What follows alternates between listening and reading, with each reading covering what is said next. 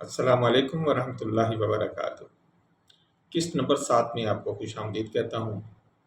آج ہم بات کریں گے کہ کس طرح 1973 کی جنگ، جسے یوم کپور بھی کہا جاتا ہے، اس کے بعد عرب دنیا کی طرف سے تیل کو کس طرح ہتھیار کے طور پہ استعمال کیا گیا، اور اس کے نتیجے میں کیا اسرائیل کو مزید تقویت ملی یا اسرائیل کمزور ہوا۔ پہلے تو ہم اس کا پس منظر جان لیں۔ آپ جانتے ہیں کہ ہم نے قسط نمبر 6 میں 1967 یعنی کہ 1967 کی جنگ کی، جو 6 روزہ جنگ تھی، اس کے بارے میں ہم نے آپ کے ساتھ ڈسکس کیا تھا۔ 1967 یا 1967 کی جنگ میں شکست کے بعد اسرائیل نے فلسطین، گولان ہائٹس اور سینا پر قبضہ کر لیا تھا، اور جو اس نے برقرار رکھا ہوا تھا۔ ایسے میں عرب دنیا میں انتقام کا جذبہ بڑھتا چلا جا رہا تھا۔ مصر کے صدر انوار السادات اور شام کے حافظ الاسد نے اسرائیل پر مل کر، ایک نے اپنا مصر کی جانب سے اور ظاہر دوسرے نے گولان ہائٹس کی طرف سے فیصلہ کیا، اپنا حملہ کر دیا، تاکہ اپنی کھوئی ہوئی جگہ جو ہے وہ واپس حاصل کر سکے۔ مصر چاہتا تھا کہ وہ اپنا سینائی کا علاقہ واپس لے لے، جو کہ سینائی سے لے کے مغربی کنارے تک تقریباً پھیلا ہوا تھا، اور جبکہ گولان ہائٹس کا جو علاقہ تھا وہ شام کا تھا، جو یہ واپس لینا چاہ رہا تھا۔ یوم کپور کی جنگ جو ہے یہ 6 اکتوبر 1973 کو شروع ہوئی۔ 6 اکتوبر 1973 کو یہودیوں کا ایک مذہبی تہوار تھا، جس کو یوم کپور کہا جاتا ہے، کیونکہ یہ اس دن شروع کی گئی، تو اس لیے اسے یوم کپور کی جنگ بھی کہا جاتا ہے۔ مصر نے سینا میں اور شام نے گولان ہائٹس پر اچانک حملہ کیا۔ ابتدا میں عرب ممالک کو بہت کامیابی ملی۔ پہلے ہی دن تقریباً 30 سے زیادہ اسرائیلی جہاز جو ہے وہ ان کو گرا لیا گیا تھا۔ اس میں جو زیادہ ہیلپ کی گئی وہ سوویت سام میزائل جو ہیں ان کے ذریعے ان کو گرایا گیا تھا۔ ٹوٹل اسرائیل کے اس پورے جنگ کے دوران تقریباً 200 جہاز تباہ کیے گئے تھے، جن میں سے 5 جہاز وہ بھی تھے جو پاکستان نے گرائے تھے۔ آپ کو شاید اس بات سے حیرانی ہو کہ 1973 کی جنگ میں پاکستانی پائلٹس نے بھی وہاں پہ حصہ لیا تھا۔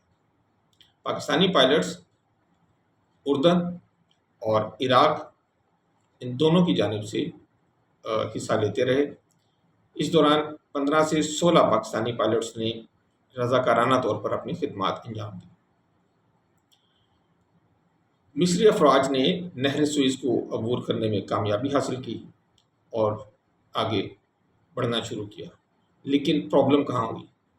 پرابلم ہوئی امریکہ کی براہ راست فوجی اور لاجسٹک مدد کی وجہ سے۔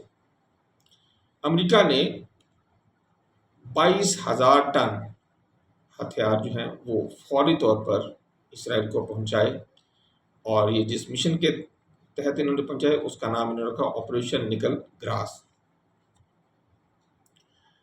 امریکہ نے اسرائیل کو جو جدید ہتھیار، فضائیہ کے حوالے جو مدد کی اور جو خفیہ معلومات جو فراہم کی، اسرائیل نے ان تمام چیزوں کی مدد سے جنگ کا نقشہ بدل کے رکھ دیا، اور وہ اسرائیل جو پچھلے قدموں پر واپس ہو رہا تھا، دوبارہ اپنے قدموں پہ کھڑا ہو گیا اور عرب ممالک کو شکست دینے لگا۔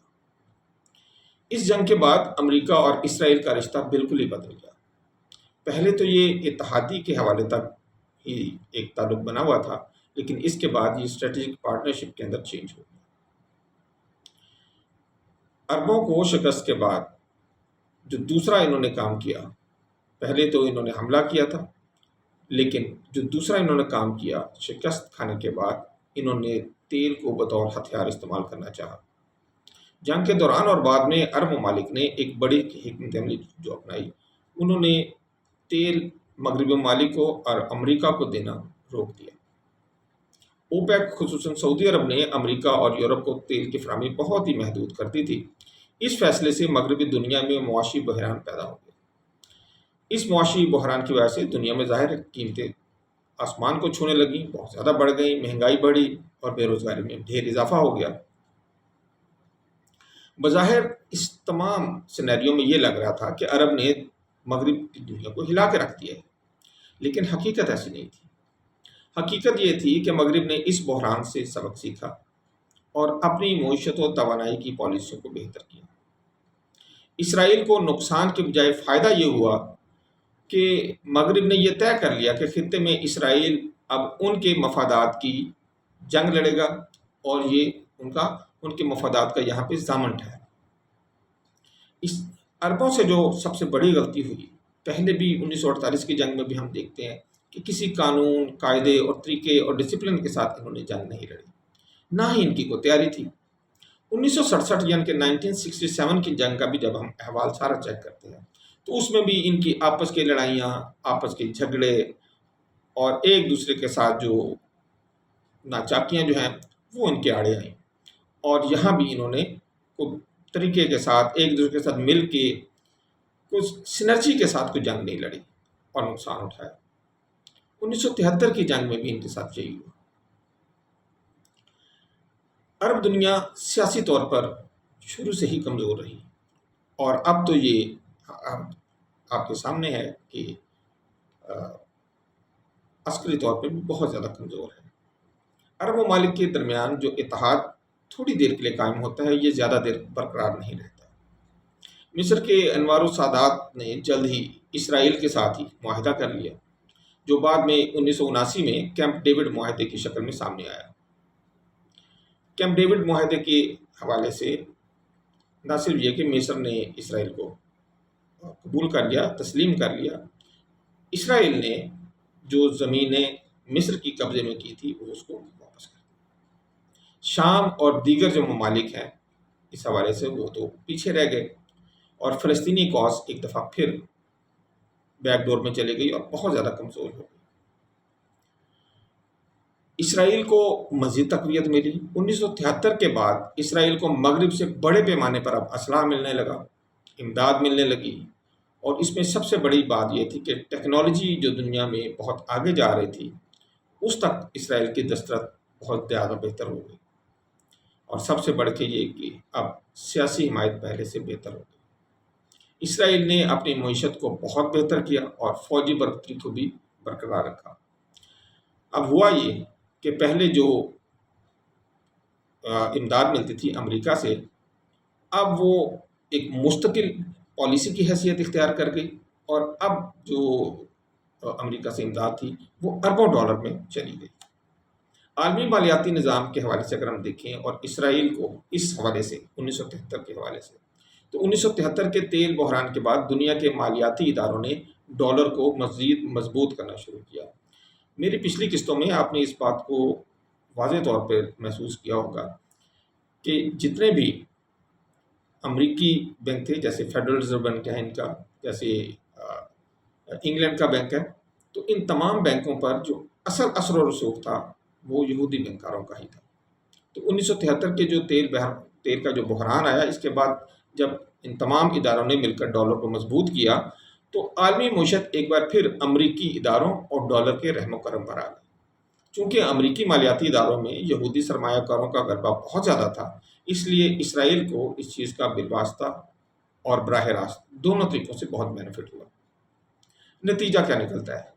1973 کی یوم کپور جنگ بظاہر عرب دنیا بہت بہادری سے لڑی، اور انہوں نے ایک آپ اسے بھی کہ سرپرائز ایلیمنٹ بھی اس میں رکھا، مگر آخر کار اس نے اسرائیل کو پہلے سے بھی زیادہ مضبوط کیا۔